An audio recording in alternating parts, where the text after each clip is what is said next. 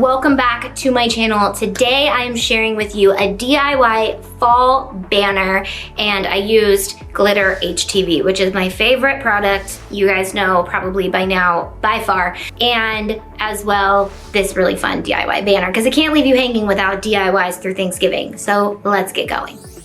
Alrighty guys, so I was at the dollar store and did not anticipate getting all this stuff, but when I found it, I was like, these are so cute. These little burlap leaves. I had the twine and the clothespins on hand because I keep that staple in my craft room.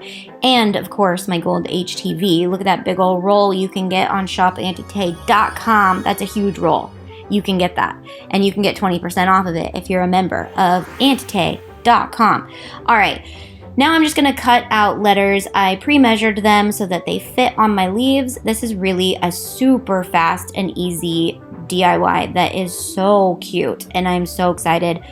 When I was shooting this, I felt bad that I had to pull it down because it's too early, but I'm really excited to hang it back up now. Okay, so I'm just going to clip them on, and I actually had enough with all of the packs to make a welcome sign as well as a fall sign. So I believe I cut these at 2 inches of height, and they are just, I think we even have an SVG that says welcome and fall, but you could also type it out. So I'm going to reference my heat settings on our printable heat settings, and glitter HTV is 320, which I only set to 300 for 20 seconds. So I should have set that to 320. Sorry guys. Oh no, it was warming up. All right, and then we're just gonna put it on our leaf and iron it on with our easy press. You can also use your regular iron, no big deal.